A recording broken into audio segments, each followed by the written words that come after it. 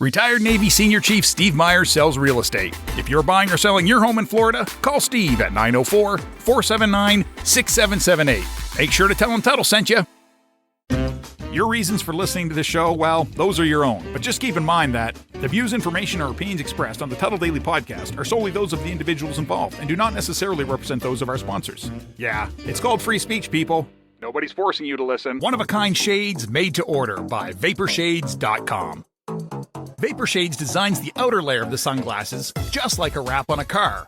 They customize your sunglasses, marbling the paint. The end result is no two pair of sunglasses are alike. Yours will be completely unique to you. Check us out at VaporShades.com. Use promo code Tuddle for 15% off your entire order. Get ready for your daily dose of Tuddle. The all-time greatest intern/producer we've ever had, of course, Tuddle. Tuddle in Florida. From the Vapor Shades Hobo Fish Camp, it's the Tuddle Daily Podcast. Anarchy! Anarchy! Anarchy! No wonder nobody likes you, Tuddle. Everything's a goddamn debate.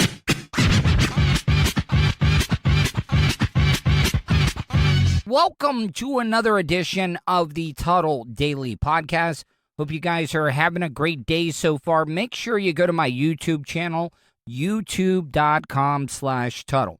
Make sure you subscribe and hit that bell button, because when you hit that bell button, you're going to get alerted anytime I go live or I upload any new content.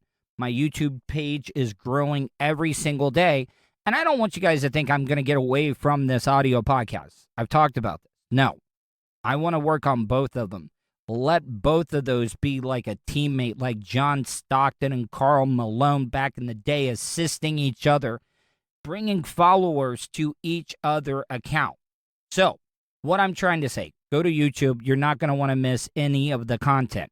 Want to get right into it because I got a great interview with the one and only Lew Temple. And if that name sounds familiar, he played Axel on The Walking Dead, and he was also in The Devil's Reject. He's worked with a lot of projects that Rob Zombie has done. But before I do that, I want to play you this news story, and I think it is absolutely ridiculous because I can blow this right out of the water immediately. Karachi is Pakistan's largest city, and now the police there is deploying an armored rollerblading unit. Yes, you heard that correct. They are pitting rollerblades on the police force in Pakistan. And I'm going to post this video up on my social media so you can see how ridiculous it looks. Because these guys, they're training. They're all in unison.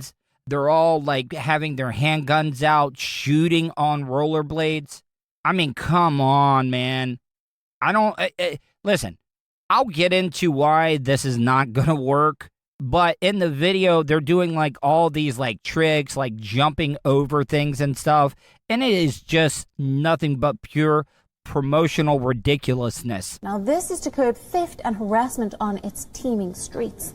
Karachi's top cops believe that officers on rollerblades could easily chase thieves on motorbikes. Here's a report. Are they being for real? Because if they got rollerbladers that can keep up with people on motorcycles, then why do we not see Pakistan in the Winter Olympics for speed skating every 4 years? You just don't see it happening. It's just like the Jamaican bobsled team. What makes the Pakistanians so great at rollerblading? Am I missing something here? I mean, I'm not that up to date on the Pakistani culture, but I mean, are they known for their rollerblading? Meet the Special Security Unit members on rollerblades. They are practicing roller skating at a Karachi center as these cops carefully balance and then leap over a set of stairs. And in this video, it looks highly produced. It looks like one of those highlight parkour films that people post on YouTube because they're like jumping down stairs, hopping over motorcycles and stuff. And then, like, how steady can you actually be shooting a pistol on rollerblades? It's like, have you ever seen those like big North Korean marches, those military parades that they do where they're all in unison? I mean, there's got to be like 40 of these Pakistanians on rollerblades shooting guns and practicing. And it is just ridiculous. I'm telling you, guys, I'll get into why this is not going to work. Because, I mean, it's common sense what rollerblades don't work on. The aim? Curbing theft and harassment on the streets of Karachi. We felt we needed to come up with some innovative approach to control street crime in Karachi. We analyzed and saw that there are certain spots where crime incidents, say for example mobile snatching, are more frequent. Okay, so let me easily blow this whole like little gimmick cop force on rollerblades that they're wanting to do. I don't know, do they not have grass? Do they not have sand in Pakistan? Kind of rhymed there. I'm a poet. I didn't even know it. But what I'm trying to say is, if you're a thief and you're running from cops on rollerblades, just run through grass. Run through sand. They cannot chase you. Their rollerblades are useless on anything that's not a hard surface. So trust me, these criminals are smart as hell, and they'll pick up on that. I mean, it's just common sense. Rollerblades don't work on grass or sand. We also saw that they use motorcycles that help them run away easily. At times, it is difficult for police teams to chase them from our vehicles. The 20-member unit of the Pak Police comprises 10 men and 10 women. Like I said, I don't know a lot about Pakistan, but do they actually let women, like, work jobs? Because when I think of Pakistan, I'm thinking of, like, Middle Eastern countries, I mean, where women can't even drive. So they're going to give women pistols on rollerblades? Oh, yeah, that's a recipe for disaster if I've ever seen one. Target practice is also part of their training. Cops lift and lower their unloaded guns in unison. Interestingly, the unit will only be allowed to carry handguns.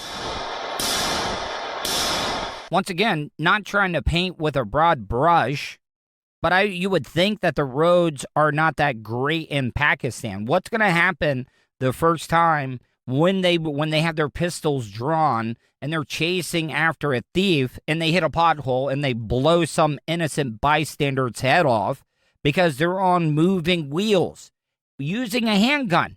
Once again, a recipe for disaster. That's because handguns have lower risk of ricocheting. One reason why officers won't be armed in shopping malls. We have identified some shopping malls where they would not be armed. That depends on the threat. But they would be carrying weapons at some places, especially traffic signals, and the places where we are targeting street crime. However, it would be handguns, not rifles. Am I missing something here?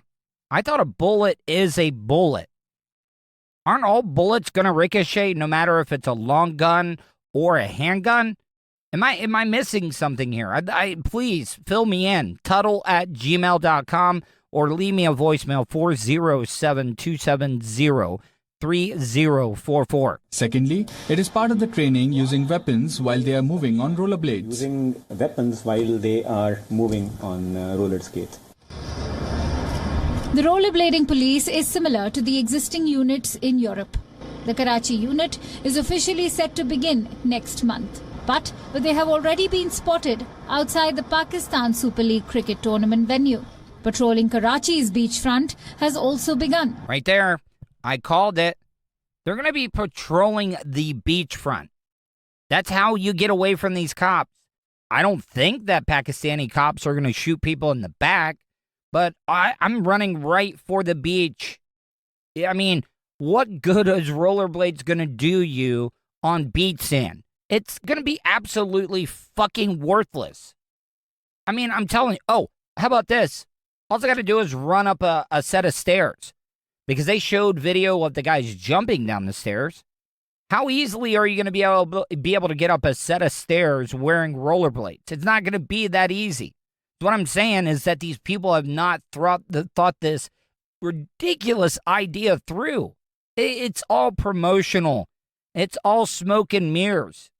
Rollerblades, I will dust anybody on rollerblades if I have the right type of surface to be able to escape from. All right, guys, sorry about the short segment, but when I come back, I'm going to have a conversation with the one and only actor Lew Temple from The Walking Dead, who played Axel as well as a part in most Rob Zombie movies. So that conversation coming up right after the break. You are listening to the Tuddle Daily Podcast. He's a nerd, I've only been arrested one time. a radio personality, Professionally, I'm not in the best position that I've ever been in. and hot talk satirizer. You would think with everything that's going on, a Caucasian like myself wouldn't be able to randomly talk to an African American or a minority. You're listening to the Tuddle Daily Podcast. Wish you could have just flown and had your vehicle arrive a day or two later so you can enjoy more time doing what's important to you? Well, you can. Just give Starfire Transport a call. Let the professionals do the driving while you're flying. Starfire Transport specializes in RV and auto transport.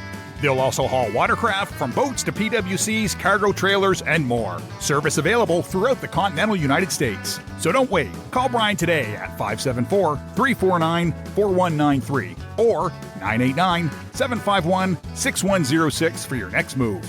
10% off for veterans past or present. Also, make sure to tell them Tuddle sent you for an additional discount. That's Starfire Transport.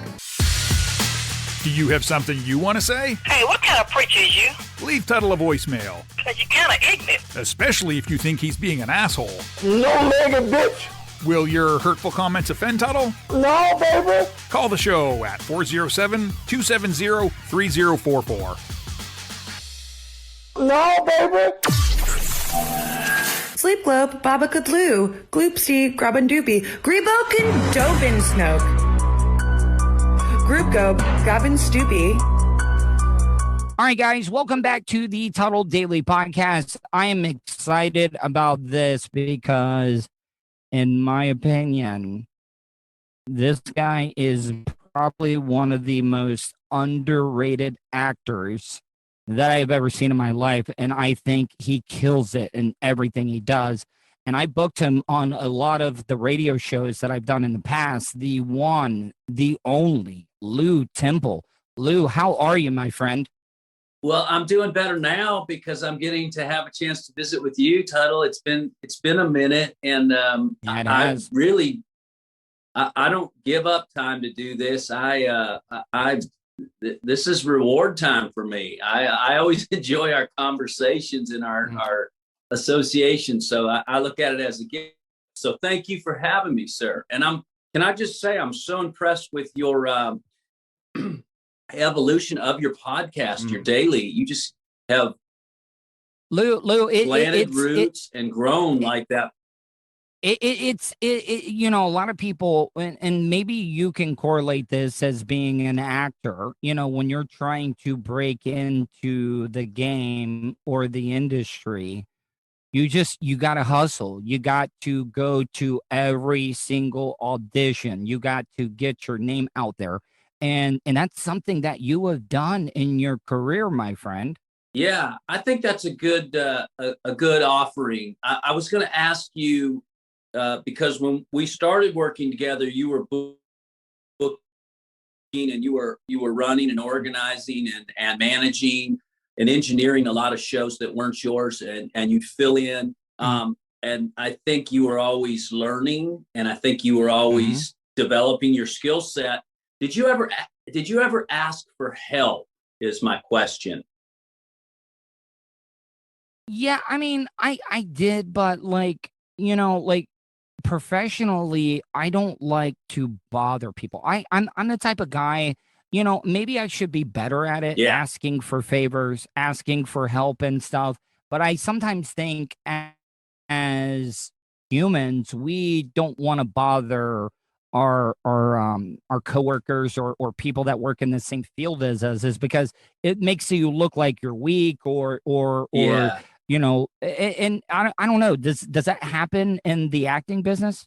It doesn't happen very often, but I think there's a new skill set. You know, as we continue, I'm using the word evolution and evolving way too often in our conversation, but I'm starting to get the sense that had you and I asked for help earlier, based on the hard work that we put in, that was noticed, people would have helped us and paid what I call the dummy tax. We could have cut out some of our hard knocks, our hard road. So I'm offering to anyone out there listening that wants to get started in the arts, wants to get started in brand marketing, wants to get started in any career or interest, ask for help. I think if I would have understood that sooner, I would have made bigger gains sooner. That being said, I did ask for help when I got started as an actor. I would go to theaters. I would go to theaters. I was going to ask, who gave you your first break? Like, I mean, now, well, and this is a double side question. Have you done any stage acting? Because I've talked to a lot of actors, and you know, a lot of people don't realize, like, when they shoot movies, like, give me an idea of like how long you'll shoot for, like when you're doing a scene, like what's the time increment? Yeah, it's crazy. So the other night I'm in Alabama in Huntsville, and we're working on a film, and it's a night shoot. And my goodness, we're shooting one scene of maybe 2 pages for 8 hours. And it's incredibly difficult. And after a certain point in time, you start to not lose that laser focus that it requires. So you're just trying to stay consistent with something that you are doing. So you sit around and wait a lot. I did do a lot of stage. You know, I come from a generation where we didn't have YouTube, we didn't have TikTok, we didn't have the vehicles to present yourself that you have today. And so the stage, in essence, was our Instagram Live. The stage was our TikTok, and we were doing theater, which was great literature and tried and true performances, and hoping that we were doing well by the playwright and that the audience was entertained, and that an agent or a producer or somebody might see us. But the opportunity for film or television was a far reach from that stage. So I would go to stages that were beyond me at that time, and I would watch. I would be an usher, and that would give me free entry to the production. I would see the play. I'd pick out who I enjoyed the most. That guy's the player. That guy. I would wait after the play at the stage door, and I would invite that person, he or she, to lunch the next day. Can I take you to lunch? I would save up all week. And what actor doesn't want a free lunch? I would take them to lunch, and I would I'd pick their brain about what the craft was and what was their treasure, what was their secret. And I actually got the best advice that I'd ever received from an actor, little known, no fame, just an actor that did a good job in a stage play. And he told me, you are an actor when you say you are, not when you're cast, not what your bank account or your resume says, but when you go home at Christmas and you tell your parents and all the family, I'm an actor, and you don't say it with shame, and you don't say it, but I'm waiting tables on the side. You just say, I'm an actor with conviction. Then that's when you are, and that's all it takes. Man, I tell people, a lot of people don't realize this. When I first started in radio, you know, I've worked with some really, really big names in radio in Central Florida, and I was like a sponge. I was always just observing, picking up little things, and not a lot of people you were talking about waiting tables. You know, everybody talks about starving actors. When I first started in radio, I was an iron worker. I was a welder. I was up 3 or 4 stories high, laying decking, laying beams and stuff like that. And you know, when you love something, you will sacrifice and put in the other work, because, you know, everybody thinks I think more of us as Americans, we have this attitude as we need it now. We want that automatic satisfaction, and people aren't willing to put in the work. Yeah, we've kind of built a presentation of everything that we have as very quick turnaround, very quick feedback. We want, you know, our internet to, I mean, you and I remember dial-up. Man, if these young people had to suffer through dial-up, they might blow their minds. and just the options. That's, I think, what the most difficult thing for people that didn't come up with a generation of so many options is actually choosing. I mean, most of us really are exposed to so many options, it's impossible to choose. And it's a little bit like that in the arts. You know, I go in and Steve Zahn's over there and Buscemi's over there, and you have a choice of you John worked with Hawkes Buscemi? Pardon me? You worked with Buscemi? You worked with I've Buscemi? never worked with him, but I've been in rooms where he's actually reading for a part that I'm reading for. My point is, he is so good. He is so good. You have a choice of all these talents, and how do you make the right choice? Of course, you can't go wrong with any of those, but we have almost too many choices today. Even in our streaming, you get on Netflix or get on Hulu. What do you watch? You know, what can you watch? And you end up watching everything because we spend a lot of time doing it. Or the podcast, my goodness, or radio. There's so many great shows, right? There's so much good production. Yeah. What are you watching right now? You know, because and on top of that, I want to talk about how the pandemic is changing the movie industry. Like, I want to get your opinion, your view on that. Is it ever going to get back to the way that it was, where people could go? Because I got to tell you, I am a movie freak. I enjoy the whole experience, going to the movie theater, sitting down in the seat, finding that right seat and everything. Do you think that we're ever going to be able to get back to that? And how has it affected Hollywood? My answer to your question is an opinion. And I think that anytime you reinvent the wheel or adjust it, you change. And so the answer to no, it's not going to get back to what it was in the form of movie theaters being open and available, not because we're not going to get around the pandemic and be in safe environments. I think we will do that. But based on our experience in the last year of having excessively been able to stream and watch whatever we want, the comforts of our own home, and maybe we've put in large screening rooms in theaters, maybe we've changed our personal space to accommodate what we were lacking in the movie theater. The thing that you said, maybe we've built a drop-down theater in our family room where we're amongst the family. Maybe the idea that we're all together watching a film. All of these things that we've experienced, I think, might lend itself to reasons not to go back to the theater. I kind of like it at home.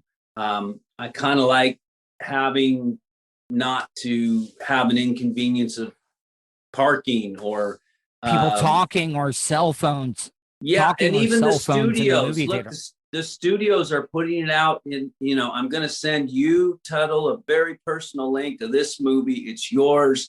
There's going to be a Q&A after it that only you subscribe to, and thank you for being part of this. It's starting to become a little bit more of a personal experience or at least that's what I'm experiencing.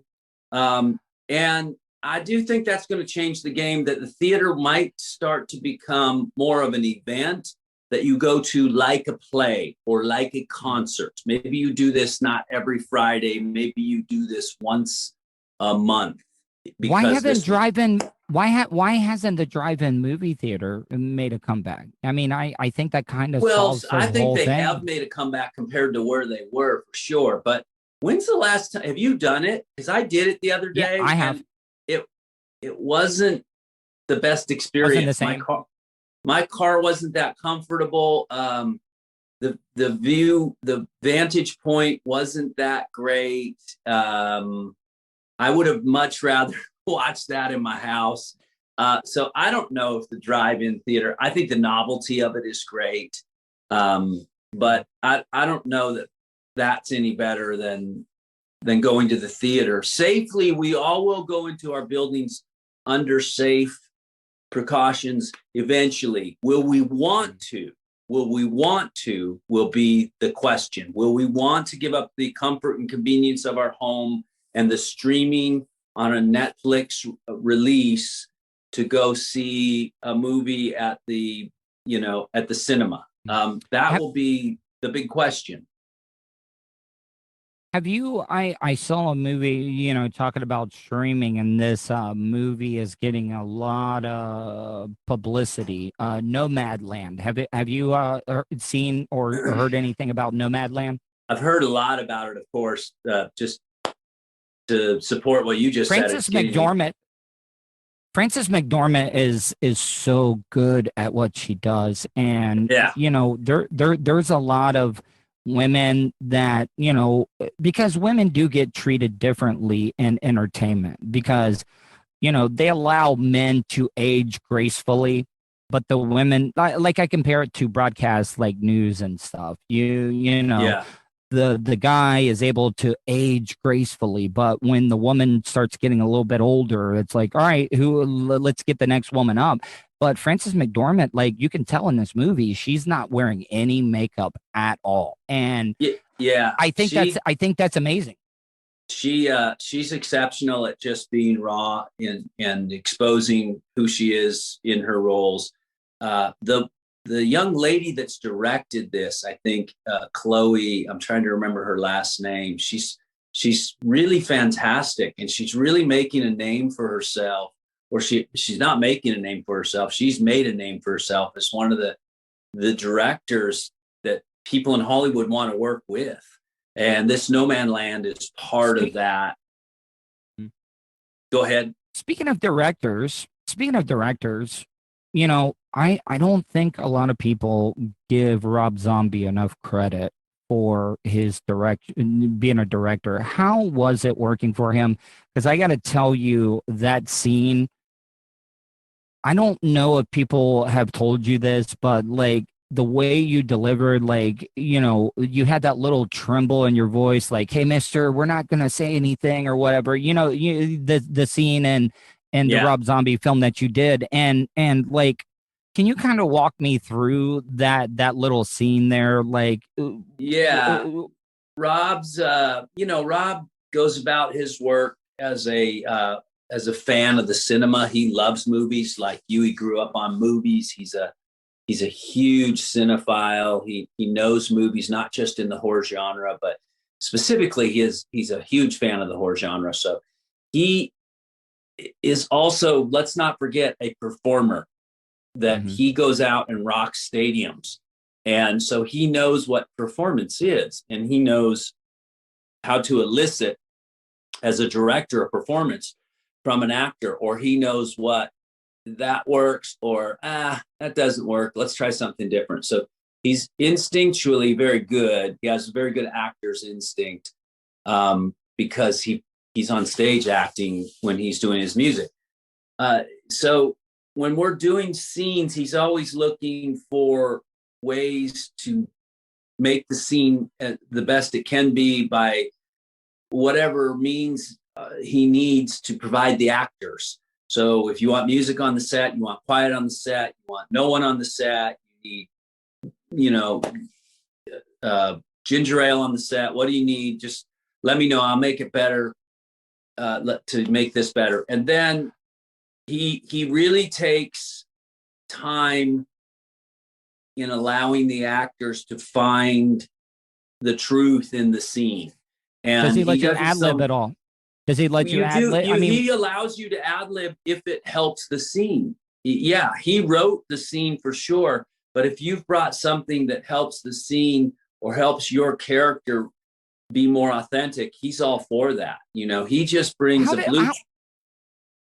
How did you get in? Because I could hear the fear in your voice in that scene. And a lot of people don't know the scene that I'm talking about is in the Devil's Reject. Devil's Reject, where it's you and another guy, and they bring you out to some place, and you know that the guy's about to kill you, and like, how did you like prepare for something like that? Because like I said, I'm not just trying to blow smoke up your ass, but like seriously, like you could tell, like you I believe like this is somebody that knows that he's about to bite the dust. Yeah, exactly. So not many of us, fortunately, hopefully, have had to experience that they can draw on. Well, there was this one time I was being held at gunpoint and I was going to lose my life, and here's how I felt. So you have to find something that's near to that experience. And for me, with Adam Banjo at that point, I was trying to appeal to his humanity, what I thought would be just human nature, like so many people do. Please just be a human.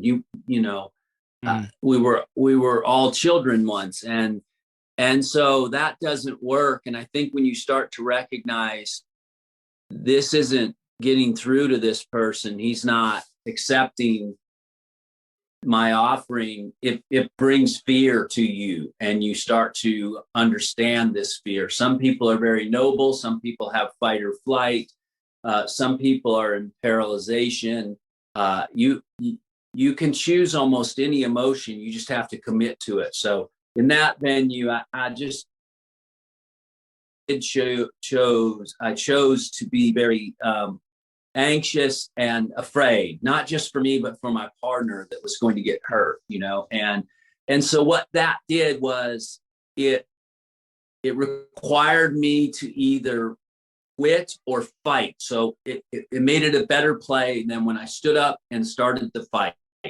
And now I'm engaged. I'm going to fight for my life, whether I win or lose. I'm going to go out at least fighting for my life. And I think most people can connect with that. And so that's what I was trying to do. And those are things that Rob allows us to find. And we talk about it, and he's like, yeah, that works. If you can pull that off, that works great. So he's very good at being able to find those notes that work. What projects are you working on right now? Like, has it been kind of slow because of the pandemic? A lot of people do not realize this, that Atlanta is kind of almost become the Hollywood of the East. And, you spent a lot of time in Atlanta filming The Walking Dead. Is Axel the role that you're known for the most, you think? What role do most people recognize you from? Yeah, I think so, especially when I was on the show or shortly thereafter. And, I was fresh in everybody's minds. Everybody was like, well, you're the guy from The Walking Dead. And The Walking Dead was incredibly popular when I was on. Well, it's been incredibly popular all the way through. But yeah, a lot of people do recognize me as Axel from The Walking Dead. And I don't mind that. I appreciate that because I enjoyed the role. I enjoyed the show. I enjoyed being part of that production. I still enjoy the show. They're coming up on the end, and I've really appreciated all the run that they've made. So yeah, I like that. I'm doing a show on the BET channel called Family Business. Really? I'm kind of a crazy club owner that propagates a lot of Women of the night, maybe. Yeah, activity. Some illegal paraphernalia maybe comes through my club a little bit, and I have my hand out to get a piece of that cut. So, but that always leads to trouble. So I'm doing that. I did a movie, a really great psychological thriller, a few months ago with Christina Ricci.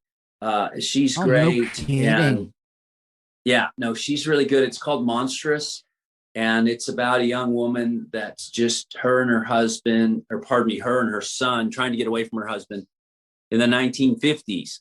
And it turns out nothing is as it seems, and they're visited by a monster like poltergeist in this small house. So that was really a lot of fun. And I did a Western, which was really cool out. That was my first job back in Texas. Is that your first Western? Is that your first Western? Was that your first Western? No, I've done a couple Westerns. Because you would be perfect. You would be perfect for it. Now explain this. You bring this up a lot. Explain the term Texacan. You know, you tweet a lot about that. Explain what the meaning Texacan. Texacan's kind of my brand. You know, I'm from Louisiana, but I lived in Texas all my years prior to coming to Los Angeles. I love Texas, and I kind of associate with the can-do spirit of the Texan. I like the the cowboy genre and the motif and country western music, and a lot of my friends. I enjoy horses and trucks, and I like getting out. What's your favorite around western? The campfire and what's your favorite western of all time? Mine is Unforgivable. I love Unforgivable. Yeah, that one's beautiful. I'm gonna say mine is the Cowboys. John Wayne, the Cowboys. Wow. And where he takes a bunch of children on the trail out on a cattle drive. So the Texican is a Patreon subscription-ship website that I have up. And for $5 you can join, and I'll give you a backstage pass of movies that I'm doing, projects that I'm part of, some of the behind the scenes look while I'm on set. Also, we're trying to write stories. So a lot of the scripts that I write, we're prepping those and putting those out, and getting people to get engaged in storytelling, because I think everybody has a story to tell. So I'm trying to inspire people to tell their story. No person can walk out on their own story. It's like destiny. So you should start writing your story, and I can help you. So subscribe, and we get on, and we start with Once Upon a Time, There Was Me, and then we walk it through to the happily ever after, or however it ends. And so it's a storytelling website, and that's part of becoming a Texacan, joining the Texacan. A lot of people don't know this, but you were a baseball player. You played a lot of baseball. Today's the first game, by the way, down in your home state. Today is, I think the Yankees are playing the Blue Jays today. Yeah, because Toronto, they're all coming to Tampa. Like the Raptors, the basketball team is playing in Tampa. I mean, think about Tampa, how badly they got screwed over when it came to this pandemic. Yeah. They didn't get any World Series games. They didn't get, I mean, they hosted the Super Bowl, but it wasn't a full stadium. The Tampa Bay Lightning, our hockey team, won the Stanley Cup this year. So, yeah, it kind of sucks. But have you been? Tampa's kind of becoming. Did you live in Tampa when there were not sports? No, I was in Tampa in 2010, but I know you're good friends with the hitting coach that was with the Rays, Hickey, right? Yeah, Jim. He's over. He's gone to Washington now. He's over with the Nationals, and I love baseball. I was a baseball player in college out of Winter Park, Florida. Rollins College is where I went to school, and I got drafted there. Yeah, I forgot that you were an Orlando guy, Rollins College, and Rollins College is such an underrated college. It is in one of the nicest areas of Orlando, and Rollins College has always had. That's a beautiful campus, isn't it? Yeah, we did. I love and it. They still do. Did you ever get to play in the show? Like, did you ever get a major league? No, a couple of spring your training games. I got called. Yeah, I got called in to suit up and just kind of be on the bench in case someone got hurt for a couple spring training games. I played a couple of B games against a lot of big leaguers. But my career was basically as a AA guy, A-ball AA guy. And then when I got done, I was a scout and a coach. And then I was kind of working up the ladder to be an executive. And I think for sure I would be a general manager. I think for sure I'd be running a team by this time And then I followed a girl in Houston, Texas, into an acting class. Yeah. And that's where I saw this other thing that just, I said, there's my people on the stage. That's where I belong. And I didn't know how to do any of that, but I went back to school and learned. So I've been very fortunate, Tuddle, to be able to have two amazing careers in professional baseball and as a professional actor. I play college ball. I only play community college baseball, but my pitching coach, I just found out. Where at? Daytona Beach Community College over here. Yeah. I mean, they at the time, like a lot of people don't realize this, is like one of my favorite pitchers of all time was Greg Maddux. That guy barely threw in the mid 80s, but he was amazing. But a lot of these scouts, you were a scout, they don't want to even look at you if you're not even hitting the 90s nowadays. Now they don't even want to show you any attention at all. For sure. Yeah. It's all about what they call the velo, velocity. So, so it's hard. It's hard if you're a guy like Maddux who has such great pinpoint location and great savvy on the mound. It's hard to impress people with just good pitching anymore.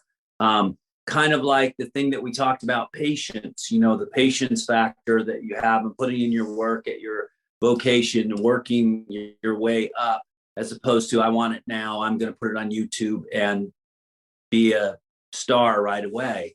Big difference in our societal expectations, or our attachments. A lot of people don't realize this. They think that the minor leaguers. I just talked to Slade Heathcott. He played a year in the majors for the Yankees, and I've interviewed a lot of players, but I don't think people realize that minor leaguers do not get paid a lot of money. Like it is, you're doing it for the love of the game, right? Yeah, you're betting on the come. I mean, the reward is when you get to the big leagues. You finally reached and obtained the highest level, but also the higher salary level. So no, you're not making a lot of money in the minor leagues. Maybe when you sign your bonus, you've saved a little of that, hopefully. But it's like any money; it just flows. You got to keep it flowing. So it doesn't support you very well. What was the greatest pitch? Because you were a catcher, right? I ended up catching, but I played a lot of middle infield. So, who was the best pitcher that I ever faced? Yeah, who was the best pitcher? Yeah, or faced or caught, because what I wanted to talk about is that the best pitcher that I ever caught was a bullpen session. He just needed to throw. I caught Nolan Ryan one day, and holy fuck! Oh my god! Yeah, so that was the best. In the minor leagues, one time I faced this tall left-hander for the Montreal Expos at the time. Don't say Randy Johnson. That's exactly who I'm going to say. And, oh my God. And he wasn't very good, only because of this. He couldn't throw strikes, so he had to let up to throw strikes, and we hit him pretty good. But when he learned to throw strikes, he was unhittable for sure. Yeah, managers would like, you could be the best left-handed hitter in the world, and when Johnson was on the mound, they're like, "Hey, you're gonna be on the bench today because as a lefty, it is got to be intimidating." That big, lanky monster throwing that 98, 99 mile an hour fastball from that side. Yeah, he did it so easy too. But when he started, didn't have. It was worse because he didn't have any control. He could, he might hit four guys in a row. That's scary. That's scary and intimidating. It was then, yeah. Do you remember? I think John Kruk during one of the All-Star games. I think Johnson threw like 10 feet over his head one time, and he switched to the other side. He turned his helmet around, and batted from the right side. Best baseball movie in your opinion? I like 8 Men Out. I like why? Because of the story. I like that all the guys involved were making decisions that they were forced to make based on the economics of the game at the time. And I just sort of like the ethos, pathos.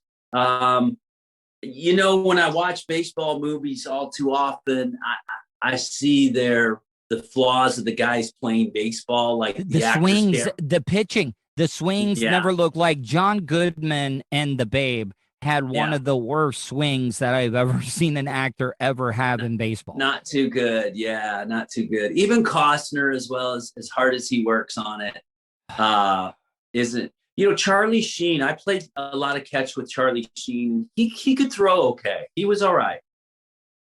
Wild Thing, the Major League movies were amazing, but they were a lot of fun. I got to tell you, Bull Durham though is still one of the most quotable movies when it comes to baseball. I just having played in the minor leagues, not much of that happened. If you had a girl in the clubhouse, you were going to get sent home. There was no girl that was that was more important than your baseball career. But yeah, I kind of appreciate it. Yeah. Now, Lew, I'm going to let you go, but tell people how they can find you. And I just want to let you know how grateful I am for you coming on the shows. It really helped me out a lot because, like, I think I got you on the Mike Calta show one time. You were talking, for sure. And you know, like, you know, as a producer, you have to pitch, hey, this is a great interview. Here, I'll give you an example, okay? When I was working in Orlando, a little known actor by the name of Danny Boyle did a movie called Slumdog Millionaire, and I had to pitch it. I was like, listen, you're gonna want to have this guy on. You're gonna want to have him on. And then the movie ends up winning the Best Picture, and guess what the host, hey, can we find that interview that I basically had to beg you to do with Danny Boyle? Because now that he won the Best Picture, now you guys want to reuse that interview. So I just want to thank you for coming on because it really helped me out in my radio career getting you on because you were such a genuine, honest guest that they were like, man, great guest.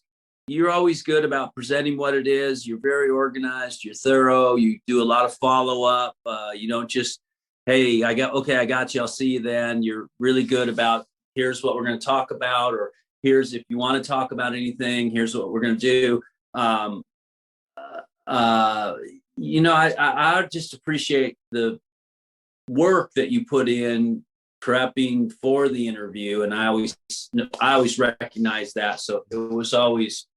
And you know, your shows always were really fun. So I was honest when I said, yeah, of course, I want to talk to Tuddle. I hadn't talked to him in a while, and I'm really excited that your show is doing so well. You can find me on Twitter.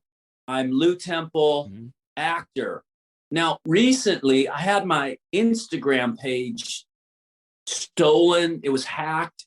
And then I got it back, and then Instagram shut it down for some reason, and I don't really know what that reason is. So I'm not on Instagram anymore. Sorry about that, but I'm like, if they don't want me, I don't want them either. Okay, but I am on Twitter. Look for me on IMDb. You can always see what I have going on, and check out the Texacan on Patreon. Maybe you might want to get involved out there, guys. Yeah, because it's a lot of fun behind the scenes.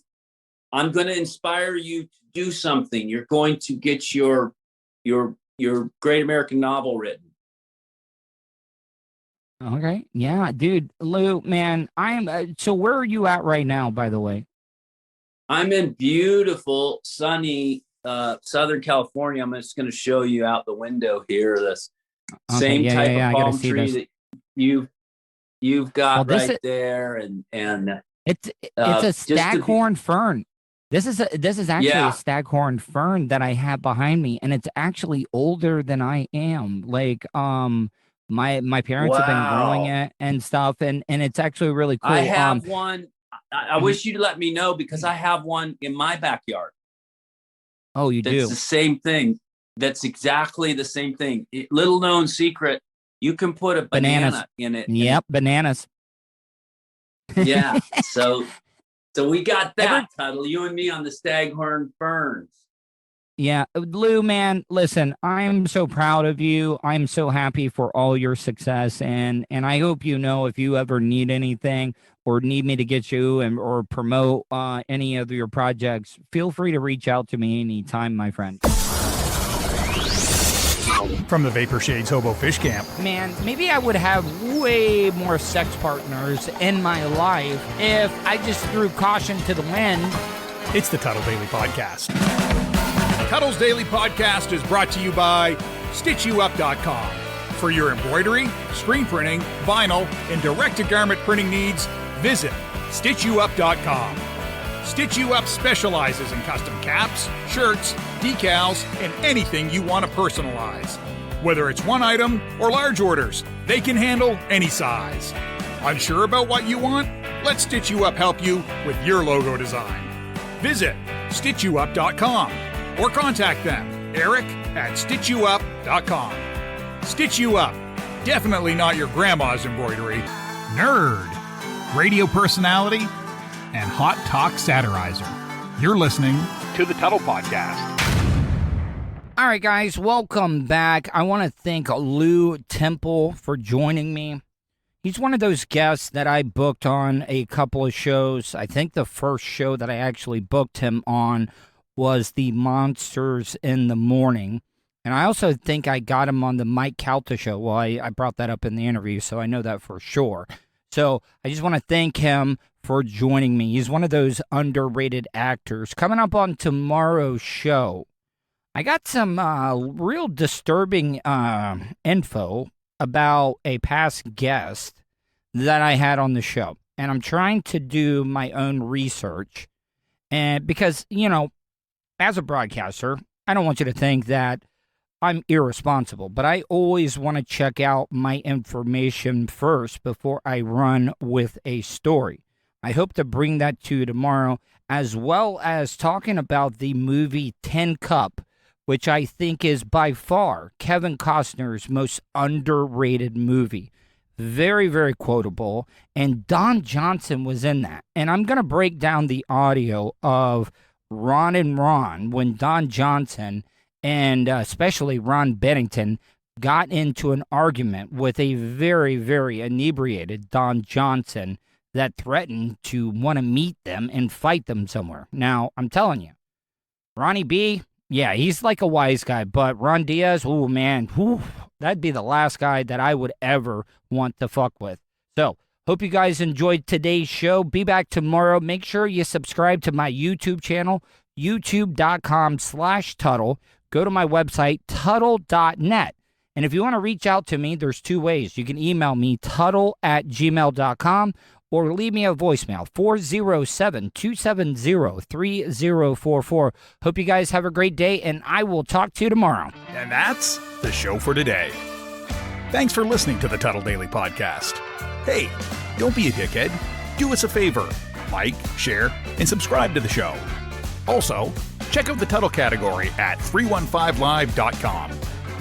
The Tuddle Daily Podcast is brought to you by the Vapor Shades Hobo Fish Camp. Do you want some cool-ass sunglasses? Check out vaporshades.com. Also brought to you by Starfire Transport, StitchYouUp.com, PocketPairClub.com. Special thanks to show intern Hannah and Charlie Alamo for their contributions. Additional imaging and production is provided by CCA Productions. Facebook.com/CCA Productions Presents. Show voiceover service is brought to you by JCVoiceover.com.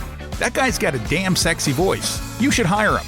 Check out JCVoiceover.com. If you want to help support the show, go to paypal.me/TuddleOnTheRadio. Comments? Concerns? Or do you just want to let Tuddle know he's being a dickhead? Tuddle@gmail.com. That's Tuddle with 2 Ds at gmail.com. Leave a voicemail at 407-270-3044. To follow all of Tuddle's social media, go to Tuddle.net. Thanks again for all your support, and we'll see you tomorrow on the Tuddle Daily Podcast. Hey, yo, Terry, what's going on?